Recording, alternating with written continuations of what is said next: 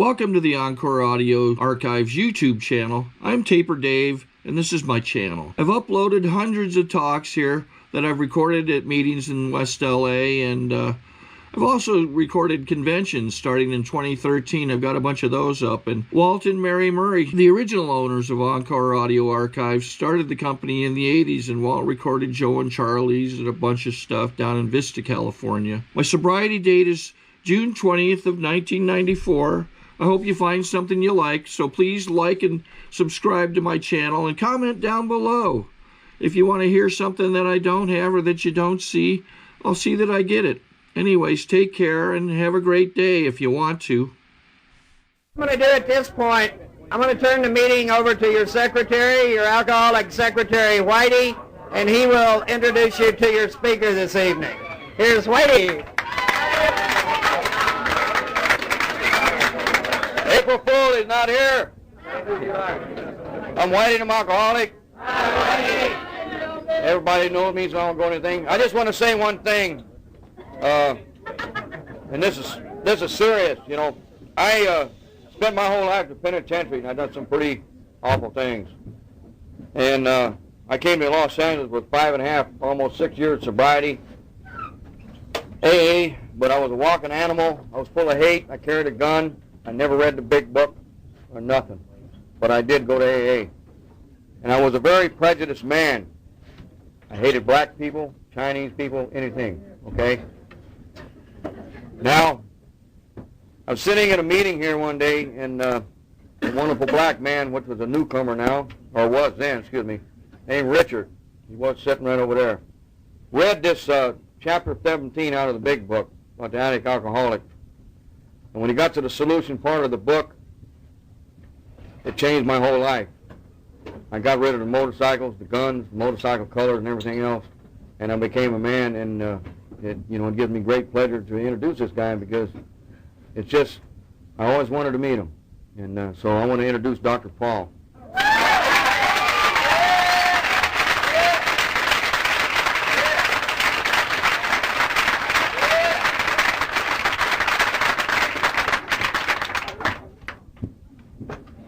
Good evening. My name is Paul, and I thoroughly enjoy being an alcoholic.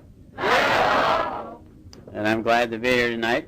I'm glad to be at an AA function, and glad to be participating. I'm glad that I'm glad to be at an AA meeting. I haven't always been glad to be at AA meetings. Feel a little bad about the people that have to stand, and then I realize what the hell I have to stand.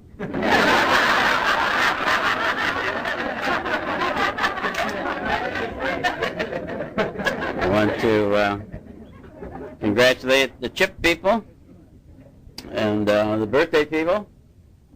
I was disappointed that they didn't have a birthday with about 15 or 20 candles, because it was fun to sit here and watch them light them. Every time they start at the periphery and head for the center.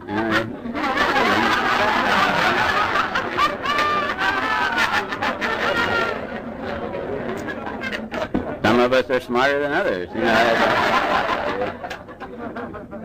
Well, it's typical of me to be able to sit back and watch somebody else and tell them, think of how they could do it better, you know. I specialize in that. And I want to welcome the newcomers. Particularly glad you're here. I want to suggest that you keep coming back for no other reason that, hell, there's no place else to go. You've just ruined your reputation, and thank you. And the really bad news is you've ruined your drinking. You may drink again, but you'll never enjoy it again. In fact, drinking now will be so miserable that probably simpler to just not drink. And not drinking is pretty easy as long as we're doing it here. But I was saying I enjoyed AA. I didn't hear her say it, but I heard somebody describe the gal who talked at an AA meeting and said she used to drink for the fun of it. And she drank for the fun of it until drinking got to be a habit. And it got to be such a bad habit that she reached the point where she had to drink. And the drinking got so bad she had to go to AA, and she went because she had to until it got to be a habit. Now she goes to AA for the fun of it. And that's the way I enjoy AA. And I enjoy enthusiasm. I enjoy a group like this where it's very enthusiastic. And even when I don't feel enthusiastic, I try to act enthusiastic, because if I act enthusiastic, I tend to become enthusiastic. And even when somebody's screwing up, if they're doing it with enthusiasm, I kind of zing it to them. Boy, just do it. Enjoy doing it.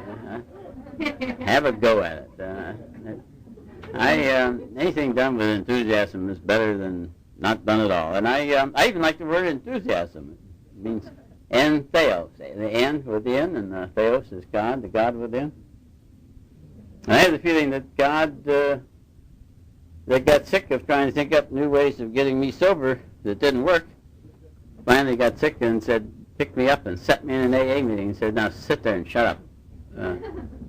Nobody else told me that, but he did. I think he likes that when I'm enthusiastic about AA. I think he likes that. That's a form of gratitude to me, to be enthusiastic about this thing. It's kind of interesting that I am enthusiastic about AA, because I didn't think AA meetings were all that much fun. In fact, I thought they were boring as the devil, which they are. AA meetings are really very boring when you're not an alcoholic.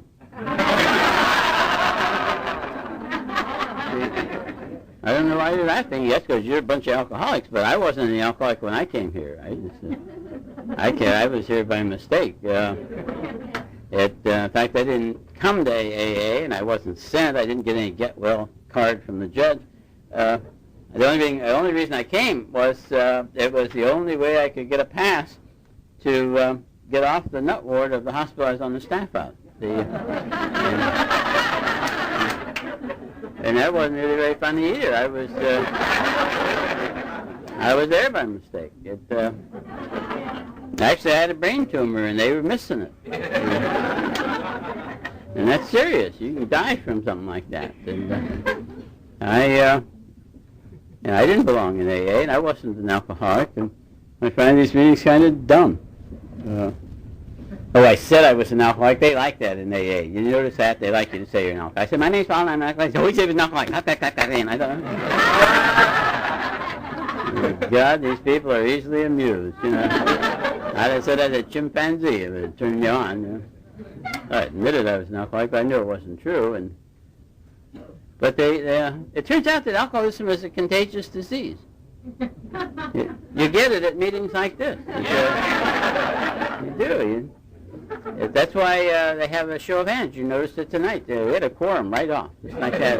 They have a show of hands, and then you can't even talk unless you say your name, say you're an alcoholic. That's so that you can't deny, you can't say that you weren't warned that you were associating with a bunch of alcoholics with a contagious disease. And where you pick it up. You don't get alcoholism by what you put in your mouth. You get alcoholism by what you let go in your ears. And true. And actually, if you're here tonight and you're not really, really, really an alcoholic, you want to be real careful what you listen to. You keep a real open mind. Keep it wide open, so whatever goes in goes right on through. If somebody will say something about having a blackout or something like that, and you're liable to think, oh my God, I did that. You suppose I'm an alcoholic? And boom, just like that, you can be an alcoholic. You can get it just like that, and once you get it, you can't get rid of it. You can go out and pretend like it isn't true, but you can't, once you got it, you got it. You can't get rid of it. You can try giving it to other people, but that won't forget it. In fact, the more you give it away, the more you got it.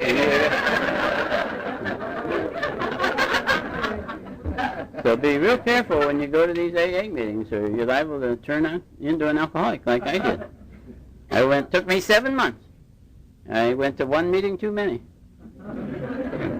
And I got the disease. I did very mild. I had a very mild case of alcoholism. And as I continued to go to meetings, it got worse. It's much worse.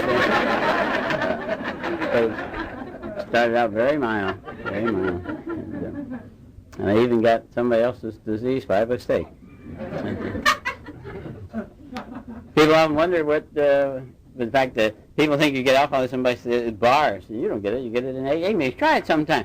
You down after the meeting, run down to the local bar. Go in and tell them, I'm running a survey. Will all the alcoholics please raise their hand?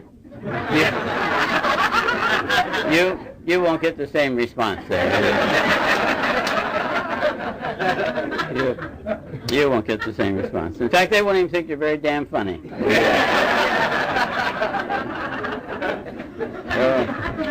That son of a bitch out of here. Actually, people don't know how to become alcoholic. I know how I became alcoholic.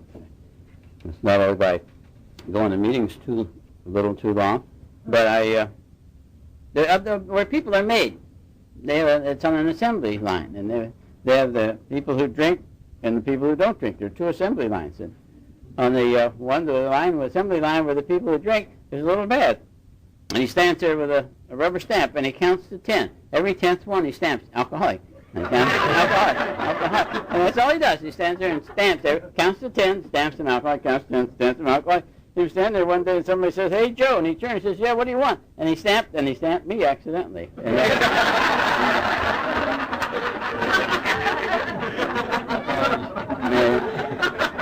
took most of my life to find the label, and once I found it, now I got it, I can't get rid of it. And so that's how I became an alcoholic. I don't know about you. Some people became alcoholic just because they wanted to feel good, and I didn't do that. So anyway, I've got this contagious disease that I've stuck with. I remember when I came to AA, I had this impression that the first thing you're supposed to do in AA is figure out why you drank. I got to thinking about why I drank, and I remembered, I drink at weddings, of course.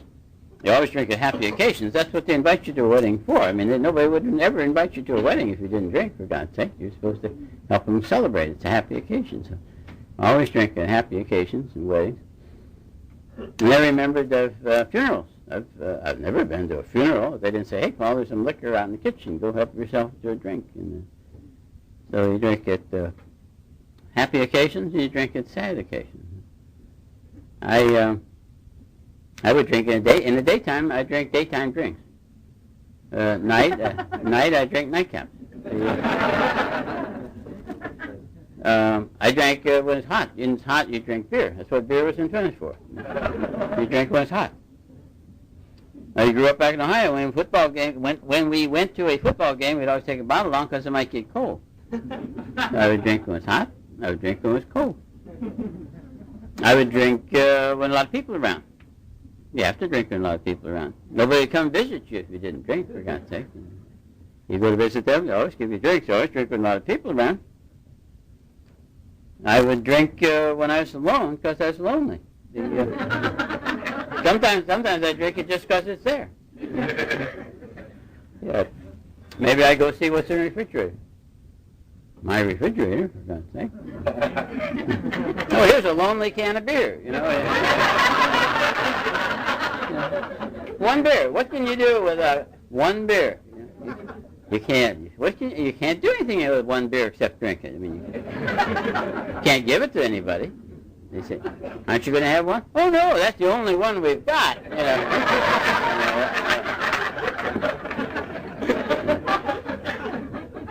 I drink it just because it's there. I go out and buy some because there wasn't any there. You know, never know when somebody's going to drop by. You know. I drank for all kinds of reasons. The only thing that was consistent is every drink I ever took seemed like a good idea at the time. It may not have seemed like a good idea a short time later, and it sure might not have seemed like a good idea the next morning, but it sure seemed like a good idea at the time. And I enjoyed every drink, and they all tasted the same. Each one tasted like one more drink. Somebody said a lot of people drink because it made them feel wonderful, feel real wonderful. I didn't feel all that wonderful. Mine was more like Father Terry. He says when he drank, he didn't feel wonderful. He said he felt like he was going to feel wonderful in about 15 minutes.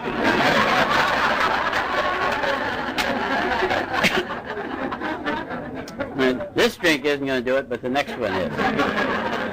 The next one's really going to do it. But But everybody talks about they drank for a purpose. It did this to them, made them dance 10 feet tall, made them seem 10 feet tall and good looking and wonderful and dance on stuff. But I don't remember having that, but I do know that way back in the beginning, I used to drink before going to church dinner dances. I hate church dinner dances. Church dinner, you have to go to church dinners. You can't not go to them, building up practice or whatever. You have to go, and there's a lot of people there, and they expect you to talk to them. I don't know how to talk to people. I don't know how to make chit-chat with people. And I dance. You have to dance at church dinner dances. You can't not dance. Because you're sitting there, and there's always some hyperactive woman comes running up and says, "Come on, Val, let's dance." And you say, "No, I don't dance." And they say, "Oh, sure you do," and drag you out on the floor, and prove that you don't dance.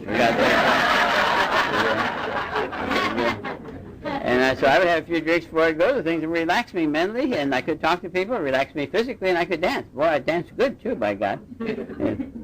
Today I don't drink and I don't dance.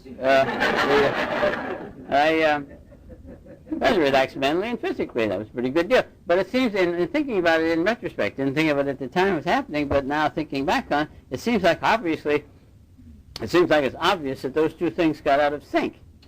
There would be times when I wouldn't have even begun to relax yet mentally, and I'd get too relaxed physically. It would be like maybe I'd reach for something and knock it over, or affect my tongue and my speech, and I would talk very slowly and deliberately so nobody would notice.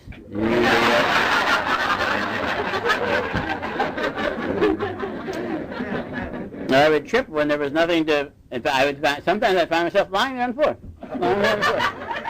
Just lying there on the floor. My mind would say, "Well, get up, you fool. People will think you're drunk."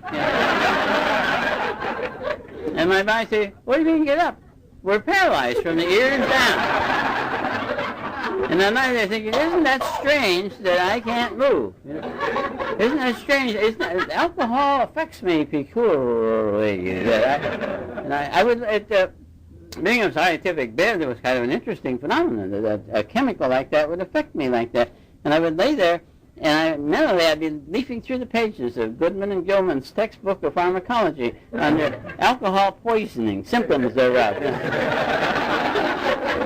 Looking for paralysis from the ears down. I thought, this is strange. I have an idiosyncrasy to alcohol.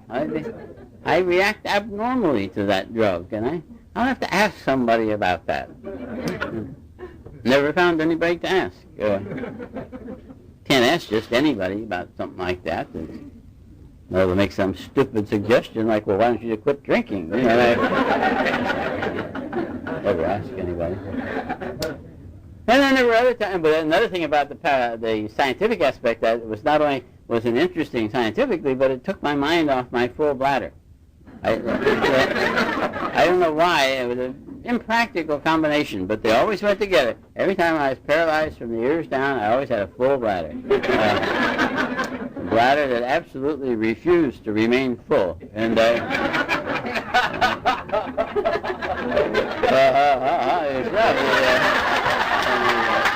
wasn't very damn funny at the time, I'll tell you. Yeah. In fact, it's bad for your macho image when you.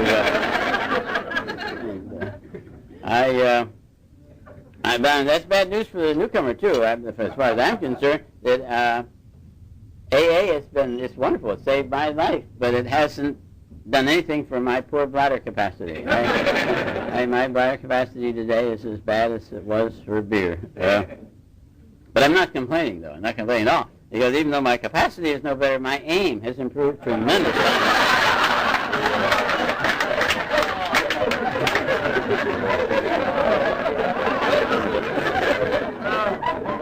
And that's nice. That's nice. I like that. Max likes that, too. But that poor bladder capacity is bad for your macho image. Especially when you used to be able to write your name in the snow, by God.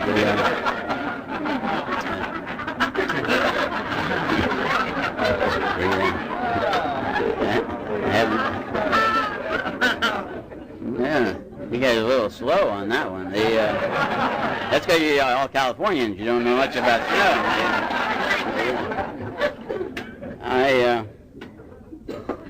Anyway, we ended up in AA. That's what I had. I ended up in AA. Coming to these meetings a little too long, and heard a lot of dumb things. I remember how disgusted I was when I heard some big, husky, healthy guy stand up there and say, for me, to drink is... No, I'm a success today if I don't drink today. That's what I'm a success today if I don't drink today. I thought, oh, God, what a thing to be able to brag about the fact you haven't had one lousy beer, for God's sake. And because I was still drinking at the time, I was thinking that. And, I really was impressed with how fanatical AA is about drinking. I mean, God, they even make a big, big, big damn deal out of beer and light wine. And those are the things I drank when I quit drinking.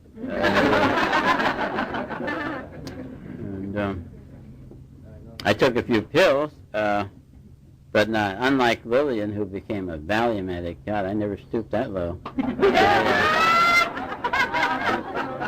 I never became addicted to pills or a pillhead. I only took non-habit-forming prescription pills. If you asked Lillian's doctor, he or she would probably tell you that she abused her pills. That's what doctors always say. Anybody got hooked on their pills. It wasn't the pills, it wasn't the doctor, it was the patient. They abused their pills. Frankly, I don't even know how to abuse a pill. I know about sexual abuse, verbal abuse, wife abuse, child abuse, but pill abuse, I just throw it on the floor and stamp on it. I don't know how to abuse a pill. My pills were just little, very tiny little pills. I treated them with a lot of respect. I even had my own little, this little pill, this pocket. That's a pill pocket. You keep a little pocket to keep pills in, and it's very easy. You can't carry pills just any place. Put it over here with your change, and people say, you got change for a quarter? You say, yeah. Oh, you're carrying Embutol around in the daytime.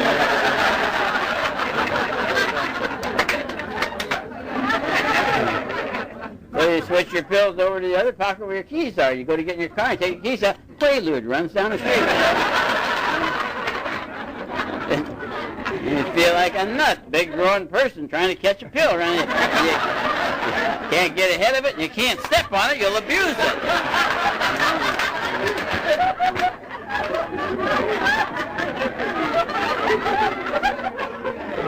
Put them in your shirt pocket, and you bend over, and they fall out. You know, keep them in this little pocket, and I never abused my pills. In fact, I never, ever took a pill. I never, ever took a pill unless I had the symptom.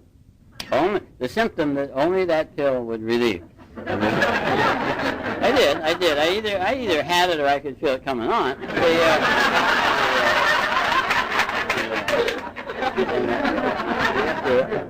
Every pill I ever took was medically indicated at the time and taken according to directions and prescribed by a doctor.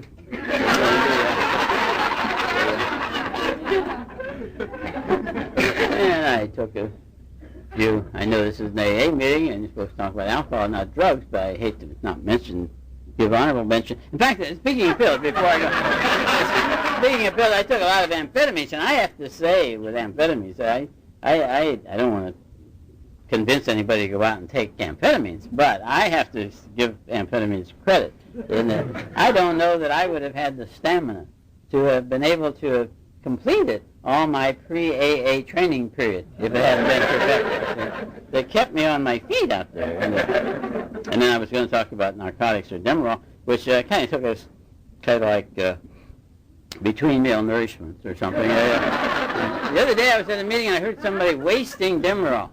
They were wasting Demerol. They were shooting Demerol in the muscle.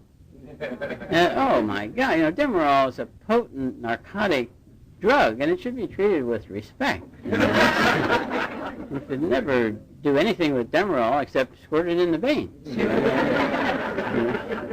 it in the vein, and I love that stuff. I mean, you squirt it in and you wait. and nothing happens. Then all of a sudden it starts in your feet and just goes right up to your ears and lifts you out the floor. Oh, you travel around, you know. Geez, I have to be careful. I floated away from the podium the other night. I love Demerol. It reminds me of morphine. It's hard to practice medicine with morphine because you have to do everything with one hand.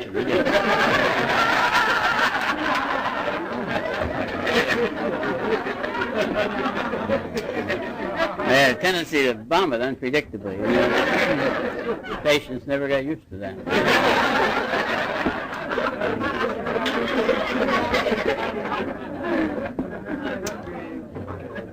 And then somebody stood up at an AA meeting and they just blurted it right out. They said something about I was judging me by my intentions, and the world was judging me by my actions.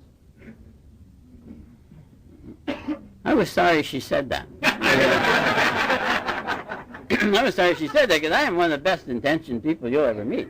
They just don't come around with much better intentions than I have. I have the best of intentions. In fact, it was always that way. I would wake up in the morning and think, my God, I did it again. I did it again. I thought, I'm just not going to drink. I'm just not going to drink. I'm going to quit. That's it. That's enough. I'm not going to drink anymore. I'm through. That's it. I'm finished. And I feel so good about having quit drinking. Go through the day feeling good about things. Geez, I wish I had done this a long time ago. In the morning, the next morning, I'd wake up and think, my God, I did it again. And I wouldn't even have remembered having had a debate with myself about whether or not to drink. It just happened again. And since I didn't intend to drink and didn't intend to get drunk. When I did get drunk, it was because it was accidentally. It was just, I got drunk by accident. I never intended to do that. And it seemed like since I hadn't intended to do it, it didn't count in some way. And yourself. But when I set all my intentions aside, and I wanted, as I say, I'm very good intention, and I don't like to travel. I don't like to travel. I don't identify much with movies. But you remember the movie Amadeus? Remember Salieri, I think his name was, the musician who wanted to be famous, and he bargained with God all through the movie. He wanted God to make him a famous musician. He was willing to work hard and do all this stuff. And all God had to do was make him a famous musician, and he was going to give God all the credit. Now, I identified with that. As I started to say, I don't like to travel. But I was willing to go to Sweden or Denmark or wherever it is to accept the Nobel Prize in Medicine. When the king gave me the Nobel Prize in Medicine for discovering the cure for cancer, high blood pressure, common cold, a few things like that, all God needed to do was give me the answer to those things, and when I went over to get the Nobel Prize, I'd tell the whole world that God did it. I was going to make God famous. I was. I thought it was a real bargain. All he had to do was make me famous first, and he could do that easy. I thought it was a real bargain on his part, and he never bought it. He just never bought it. In fact, he not only didn't make me famous, he made me anonymous.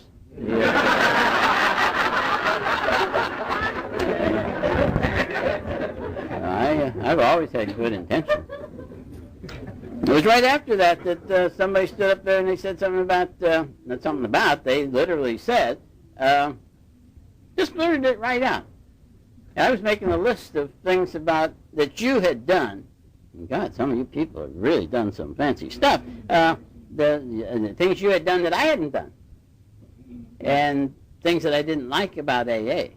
And I had the feeling that by a list of things that you had done that I hadn't done got long enough. I didn't know how long it had to be, but I figured there was a certain length at which it would prove that I'm right.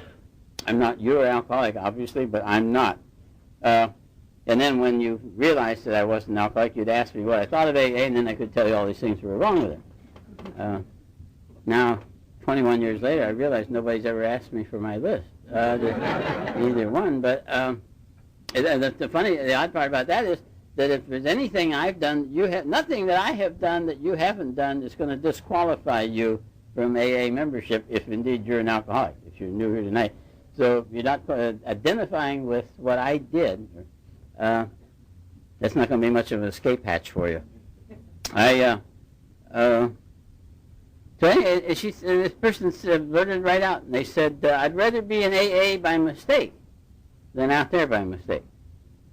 I'd rather be in AA by mistake than out there by mistake. And, you know, that statement has affected not only my sobriety, but my life to this point. Been very impressive to me. And this disease we have, I find it the most fascinating disease I've ever studied, and I've studied a lot of them. My field is not just medicine, but internal medicine. It's you study all the diseases of adult men and women. Don't do any surgery. Can't stand the sight of blood. Don't do any kids. Can't stand kids. Just treat adults. And so I've studied all kinds of diseases, but I've never studied any as fascinating as our disease. It just fascinates me what our allergy to these drugs does to us. What it does to us, and how it does all kinds of things to us. It makes us drink it.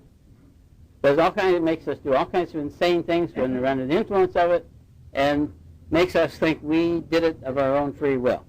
Sorry to interrupt your viewing. Taper Dave here. Just wanted to take a second to ask you to like and subscribe to my channel. Let me know if you like what you're listening. I've got some very good talks here, and this one's a great one. Just curious, do you think this is better than Zoom? Tell me what you think. Defending our right by God to do what we want to do, long after we've lost the power of choice as to whether or not we are going to drink. It steals away our power of choice and convinces us we are doing what we want to do. It amazes me. And that's why I love drunkalogs. I love drunkalogs because I'm so fascinated by what alcohol does to nice people like us, and what it does to the people that love us. Some of you mentioned the love in this room before the meeting. The love in this room. I have my own theory as to what alcoholism is, and I don't talk about it a whole lot because I don't want anybody to tell me that I'm wrong. I am satisfied with it, and it works for me. Briefly, I'll try to keep it brief. I think alcoholics are people that wittingly or unwittingly generate a great deal of love. Alcoholics generate love, and they totally lack the ability to express love. And as a result, the energy pressure builds up like pressure in a tea kettle. It's building up and it can't be expressed. Put alcohol, drugs in, it seems to help, but it doesn't. It actually aggravates the communication problem, makes it worse. And then drinking and drugging just makes the thing worse. They can't express their love. And the people, they can't express it, they can't receive it. So that the people that love the alcohol can't express their love. So the people that love us have the same pressure build up. What happens to the emotion? Can't come out as love, so it comes out as resentment, anger, frustration, hostility, beatings, abuse, all kinds of negative emotions. There's no answer to that. There's no answer out there. What happens to them? They get bad enough, then they have to go to AA. What happens to them when they come to AA? They walk in. We don't ask them who they are, where they've been, what they've been doing, what they haven't done. We don't even care about any of those things.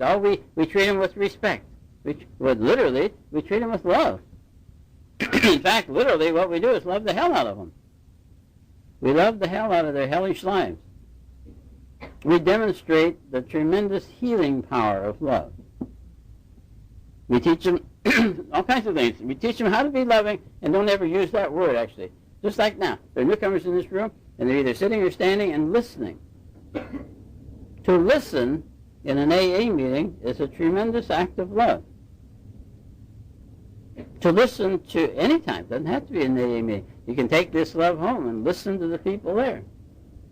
It's a loving thing to listen to other people. It's a loving thing to get up at an AA podium and talk, to lead or to read or to participate or to do any aspect of it.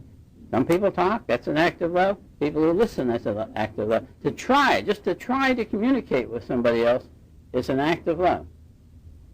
You don't have to succeed for it to be loving, just like seeking God. You don't have to find God in order for that to be the right. Just the seeking is the God, I'm getting so goddamn spiritual here. I'm not able to levitate.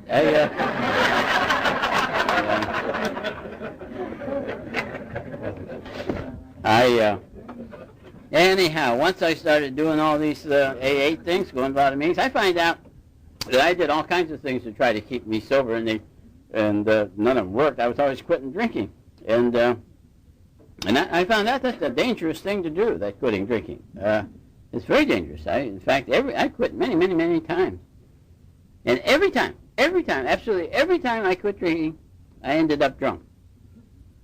And when I turned into even a mild alcoholic, I thought, well, you better quit drinking. They seem real fussy about that in AA. They don't say you can't drink, but God, you can tell. And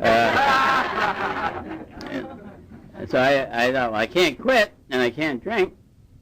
And I thought, you hear those dumb, stupid statements like, it's the first drink to get you drunk. One drink's too many, and 1,000's not enough. And if you don't drink today, you won't get drunk today. And all that simplistic crap that they tell that to the dummies from Skid Row. You don't say things like that to doctors. But I thought one day, I think what I'll do is I won't drink today and see what happens. And nothing happened. I tried it on another day, and nothing happened that day either. And, in fact, that's kind of what I've been doing. Today's an important day to me. Today's the day I don't drink. Drank many yesterday. Don't drink today. Going to drink tomorrow. I'm going to drink tomorrow. In fact, I don't know if I could keep from drinking today if I didn't know I was going to drink tomorrow. I plan on it. But when tomorrow comes, I'll check the time. And if it's today, I won't drink today. I haven't been drunk since the last time I quit drinking. And it seems to work well for me. Today I don't really have doing the steps and having the sponsor and calling him all the time and things like that. I just don't have any trouble at all staying sober. I mean, to not take a drink is very easy for me now that not taking a drink or taking a drink is no longer an option. Taking a drink is not an option. Hey, taking a pill is not an option. Even taking something to get to sleep is not an option. I'm perfectly willing to die from lack of sleep. I don't know if I'm perfectly willing to die, but it isn't even my problem because I've turned my will and my life and my sleep over to the care of God. And if I die from lack of sleep, it's His fault. And what I've been trying to do, too, is to turn my will and my life and my wife over to the care of God. You know, Max here is sitting here looking so innocent. She drove me to drink for years. In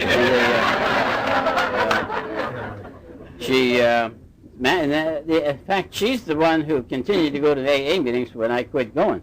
When I found out she liked them, then I wouldn't go, just to punish her when she acted up. Go off by herself. And I don't know if you've ever tried sitting home alone on a Saturday night, drinking while your non-alcoholic wife is off laughing it up in an AA meeting.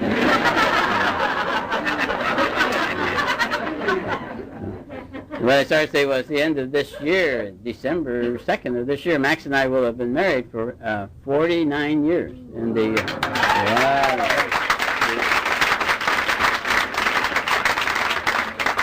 somebody said something about how long-term marriages are compatible with sobriety. Actually, we've been emotionally involved with each other for over 60 years.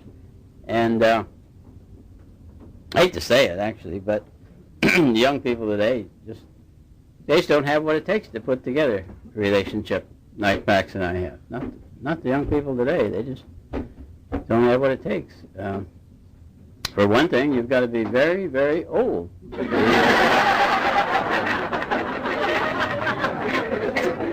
But I guess it's kind of like, I guess it's like my friend Angie says, there's only 2 rules to being an old-timer at AA. There's 2 rules for being an old-timer in AA. Don't drink and don't die. So what I started to say was I don't have any trouble with not taking a drink today. My problems today are all thinking problems. Anytime I think I have a problem, I've got a problem. Anytime I have a problem, I think I have a problem. So, and My mind is a an energy factory. And it's always building up energy, and it puts out energy, and it puts it on whatever. It's like my thinking. My thought goes out like a searchlight beam or a laser beam, and the energy goes out to whatever I'm thinking about, and it magnifies whatever I think about. And the thing about, and I've learned in sobriety, the law of appreciation. They call it the law of appreciation. The law of appreciation says that if there's a place like called heaven, everything up there will be really perfect, and if there's a place called hell, everything will be 100% wrong, bad. But here on earth, every person, place, thing, situation, or combination thereof is going to have both good and bad in it. It's good and bad in every person, place, thing, or situation. And I know in AA I haven't found anybody yet that's so good there isn't a lot of bad in them. And I certainly haven't met anybody that's so bad that there isn't a tremendous amount of good in them. And I find I can do that with anything and everything in life. So I have to be careful what I look at, because if I look at how bad something is, it gets worse. If I get to thinking about an AA meeting and what's wrong with that meeting's on the way down, as far as I'm concerned. If I can, so even I take it do with my sponsor. If I can start finding fault with my sponsor, my relationship with my sponsor starts falling apart. I can do it with Max. I can get to thinking about what's wrong with our marriage and watch the marriage deteriorate. But I can do the opposite. The more I think of things spiritual, the more spiritual I become. Nothing makes me more grateful than to write a gratitude list. The more I think of the list and things to add to it, the more grateful I become. The more I think of loving things, the more loving I become. I think that's why I can go outside there all day and things are just getting worse all day long. I come to a meeting and leave and feel better and not even know why. But I think I've gone from living in the problems of out there to living in the answer. When I look at the answer, life gets easier. When I look at the problems gets worse. And I do that with problems all the time. All I have to do is think about them and watch them get worse. I can take any problem and watch it grow. I can take a non-problem. Well, hell, that's no problem. Well, it really isn't. But I suppose if you think about it a minute, it could be, you know. Pretty soon I'm thinking, my God, this is kind of a problem. Pretty soon I'm thinking, by God, it's a good thing I'm looking at this. Everybody else is missing it, and it just gets bigger and bigger and bigger. And people can't even help you much with a problem like that. They say dumb things like, well, don't think about it. You look over there, and there it is. You look over there, and there it is. How do you not think about something you're obsessed with? And I love to dwell on my problems. The new problems, but the other thing I notice about problems is they're very delicate. Problems have a tremendous, a high infant mortality. You can't neglect problems. You've got to stay right there with them. Oh no, you have to be careful with your problems. I mean, the problems are like a delicate plant. Have you ever had plants you had to talk to and care and nurture and a lot of water, a lot of fertilizer. You have to really nurture these plants along. And problems are like that. Have you ever had a problem? Have you ever had a problem that's such a beautiful, delicate, creative work of art that you just couldn't leave it long enough to go to a meeting that night? Somebody say, going to the meeting tonight? No, I got to stay home and work on this problem. You go off to one of those problems, hell, they're not able to get you to stay around, clean up, or talk to a newcomer, an old timer, or go to the restaurant, or waste a lot of your time. By the time you get home, that problem's liable to be wilted down to the point where you can't even bring it back.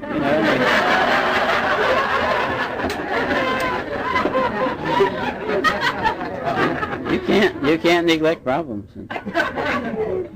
Speaking of my good intentions, I've always intended to do much more with my life than I have. I would have done much more with my life if it hadn't been for circumstances. If it hadn't been for the family, if it hadn't been for our kids, if it hadn't been for Max.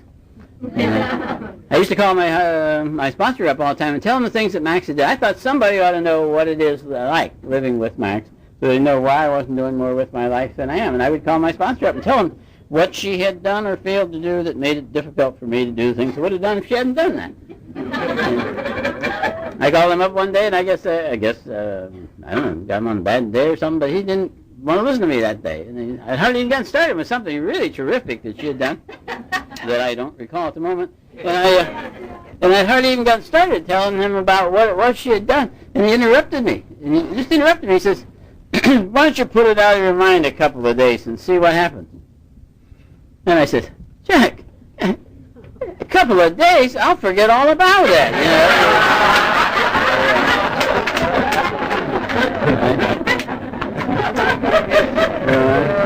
You can't neglect your problems. You got to stick right there with them. I think it was Terry Cole Whitaker before her empire fell apart that she said something about we don't solve our problems, we just grow tired of them and move on. I think that's why it's good for me to get lost in other people's problems. It distracts me from my problem. Somebody asked me for my phone number.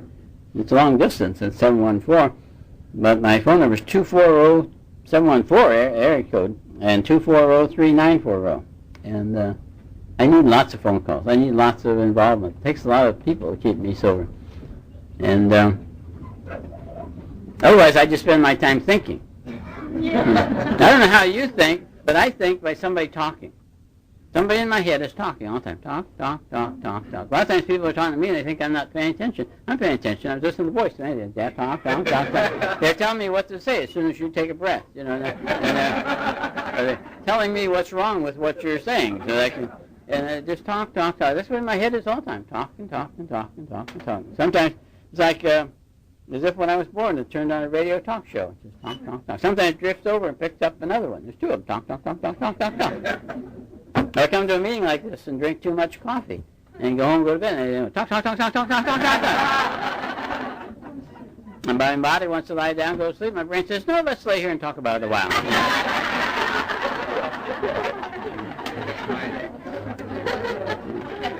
Or even in the middle of the night, I'll be sound asleep and they'll say, hey, wake up, we need to talk to you. And so you know that thing that went today and you thought went so well? It wasn't like that at all. They're really ticked off at you, and you just wait till morning. And then you did the same dumb thing just a few months ago. In fact, you've done that a lot. In fact, you've done a lot of dumb things. So let's just recall some of these dumb things you've done. By God, you don't want to write your fourth? We'll just lay here and take it tonight.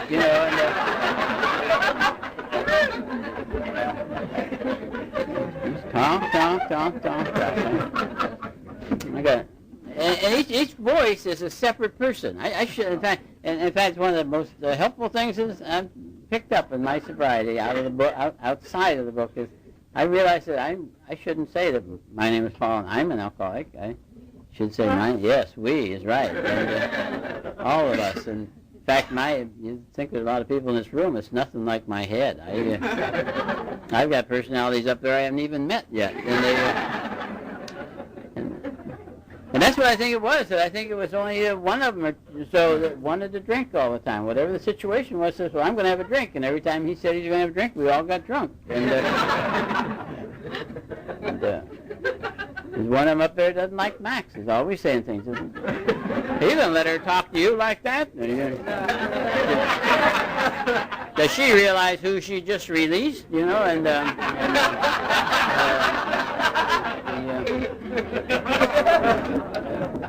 And whoever I listen to, that voice gets louder. And it would come through to where I thought they were commandments or orders from God or something. And today I realized that I don't, unless I listen to those voices, the quieter they get, and the more I listen to the voices.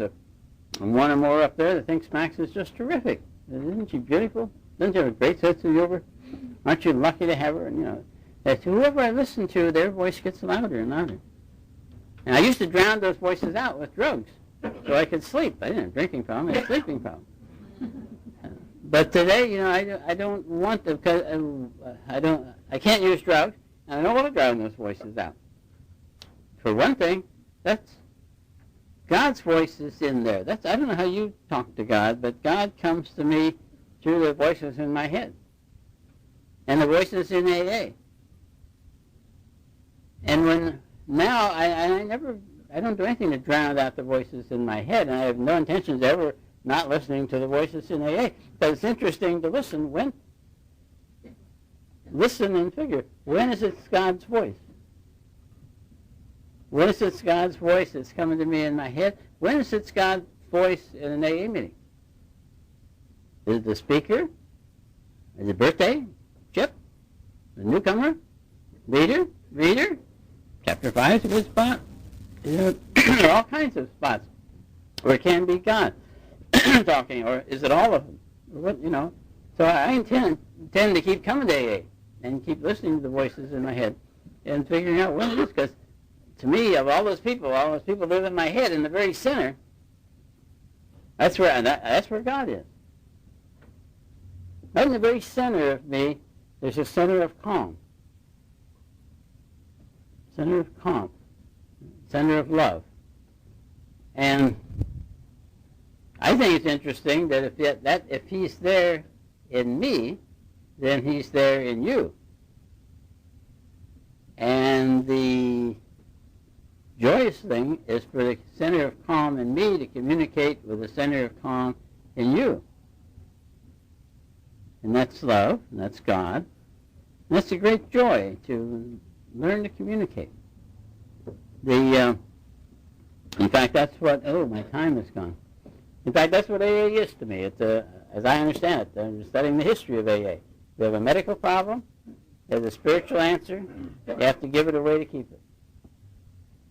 Medical problem, spiritual answer, you have to give it away to keep it. You stop giving it away, you stop keeping it. The more you give it away, the more you got it.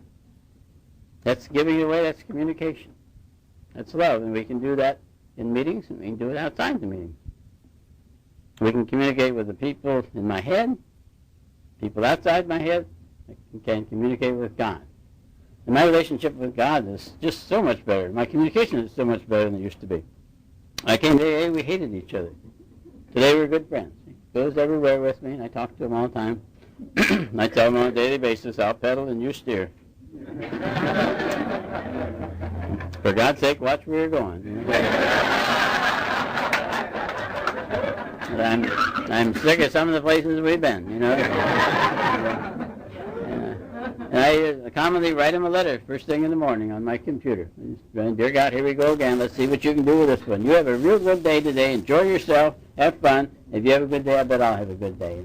And I type a letter to him in automatic writing. The more I do that, while I'm doing that, it's amazing the intuitive answers, the decisions, the ideas that come to my mind while I'm busy putting these words on a computer.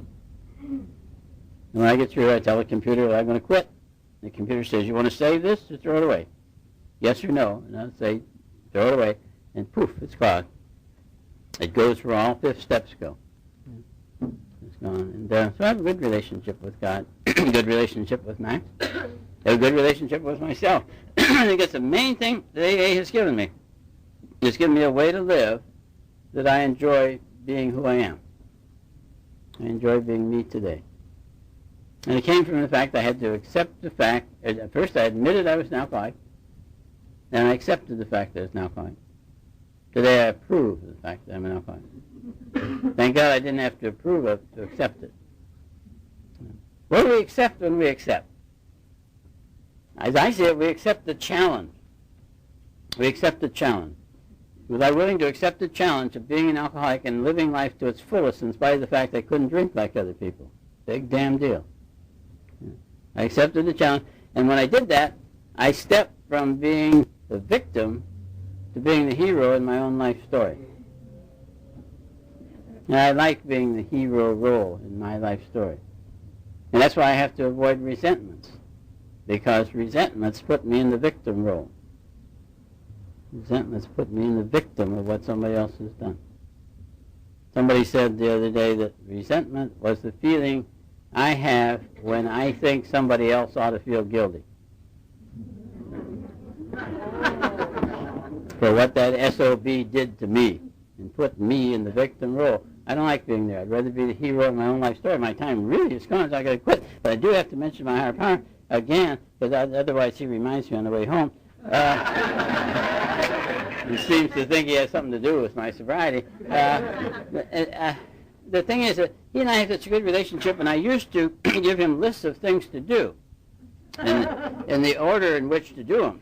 You know, that with this first, then for God's sake, and things that I didn't want to happen. For God's sake, don't let this happen or that happen. So there's 2 lists of things. But I don't do that. I don't give him those lists. I just tell him to have a good time, enjoy himself. And as a result, he has a lot of free time. And he doesn't even handle it all that well. And so I lend him out rent-free. And so if any of you don't have a higher power, or you have one that you're not getting along well with, or you got one that's still thinking you ought to be ashamed of yourself, or you ought to feel guilty, or whatever, if you're not getting along well with, you're not getting good service with the one you got, try mine. Try mine. You don't have to ask me. Just tell him I sent you. You know, and then let me know how it turns out. If it doesn't work out well, maybe I'll speak to him. I gave you my phone number, and this program is fun. This program is fun. In fact, it's so much fun, I'm having a hard time sitting down, as you can see. I'll promise to stop after this. There are many things in the book that I think are just terrific. Somebody asked me today if I thought the book was inspired. And I said, I don't know if it's inspired or not. But I know that I have accepted the fact that if it's in that first 164 pages of that book, for me it's true. I haven't proven that every word is true. I don't need to. I just accepted it, and I live by it, and I have no trouble with it. I have many favorite sentences in that book and sections in it. One, I'm just fascinated by the one that says, we cease fighting everything and everybody. Not only do they say that twice, once in italics. I assume they meant to stress it. And neither we cease fighting everything and everybody. That's what it means. It says to me that if I'm fighting anything, including myself, I'm not working my program right, as I see it. I'm fascinated by the line in the book. It says, our past becomes our most prized possession. You hear that, newcomers? The thing you've been ashamed of becomes your most prized possession. But the line I really wanted to end on is, I promised to end on it, is a sentence. And for some reason or other, it fascinates me that it's in the middle of the page, on page 132. And it couldn't be any more middler than it is.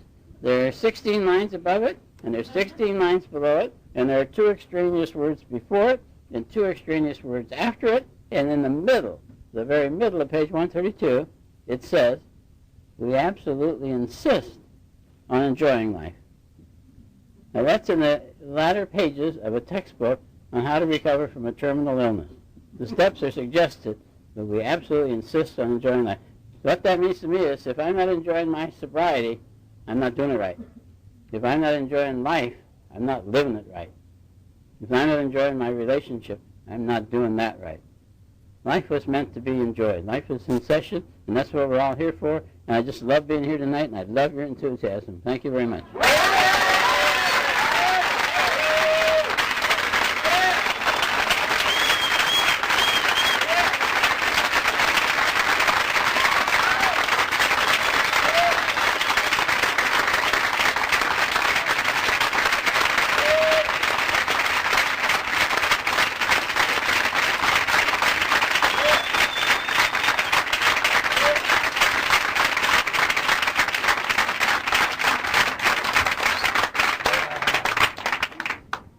Thank you. Before we go any farther, Secretary's announcements. Where's Whitey?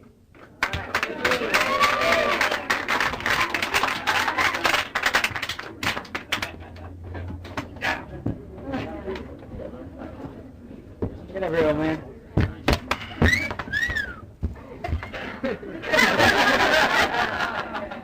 Follow that.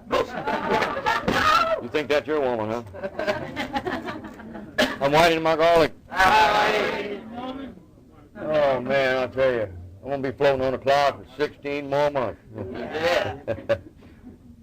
I tell you, I forgot what the hell I'm supposed to do over here. But anyway, that's what I saw. I want to thank Rodney meeting here. He is my boss. You know, where I work. Of course, he don't give me orders anyway. Nobody does. Okay.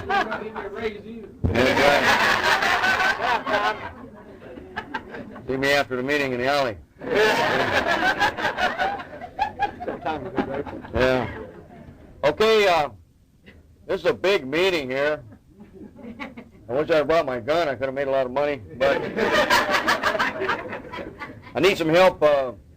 I'm not going to ask for no hands. I just need some help after it clears up a little bit to help clean this joint up. They playing bingo tonight? Yeah. Well, maybe my mother will be here. Shit. I invented that game to get her off the street. But I want to thank everybody dearly from my heart for coming, because I'll tell you, AA glued me together. You know, like I say, when I got out of the penitentiary, I hurt bad, although I was sober. These people flew me back here on a 747. They gave me a $100 bill, a floor to sleep on, and a car to drive until I got a job and got on my feet. Now, none of my junkie hoodlum friends out there ever done that. You know, all the people we spent money on. Okay? That proved to me that this program has to be something. We do stick together. You'll never know if we're lying or not until you stick around here and find out. I'll never tell you. You want to find out, stick around and find out. It'll start working for you so good you won't give a shit if I'm lying or not. Anyway, I want to thank Mr. Paul, Dr. Paul there. Were you really a doctor? Read that story again. I never went to doctors. Never in my life ever went to doctors, man. I never touched them. I really want to thank you for coming, man. I'll tell you.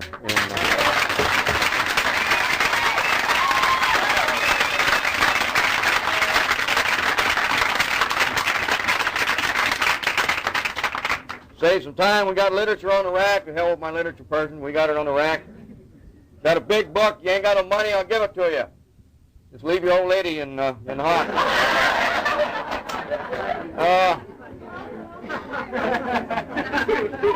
We made the rent. There's Homer dolls for sale for any newcomer. Come to me after meeting, I'll show you how they work. They will keep you sober. There you go. And I forgot what all else. Anyway, I'm going to turn it back over to Rodney, and again, I want to thank Paul, man. All right. Yeah.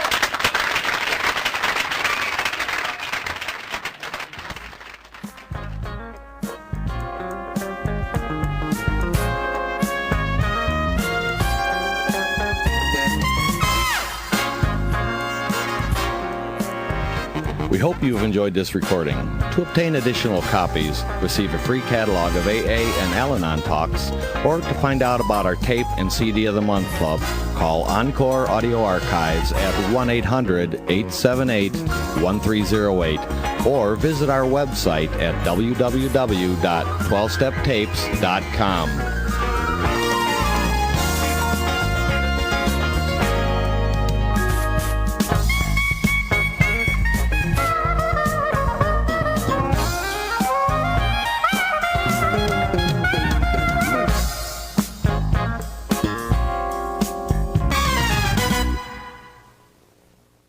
I think we got a great talk going on here. Thanks for watching the channel. Taper Dave here.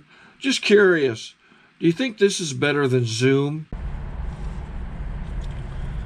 Okay, this is how I prepare my drone for launching.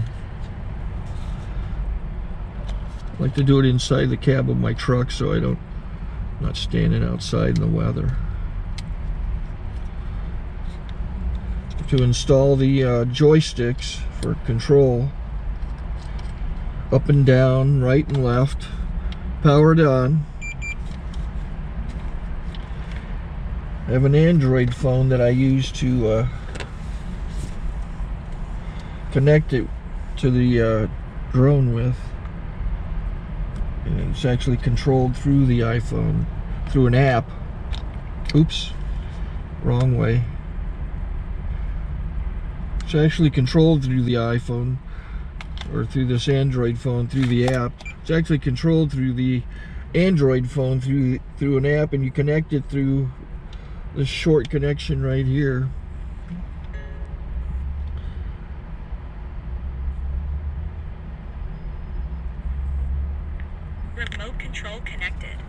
remote control is connected. So I pull out the drone. I have to extend the legs. Long legs extended first, then the short legs. Remove the gimbal protector. Set that aside, then power it on one short burst, then one long burst. I lay it down.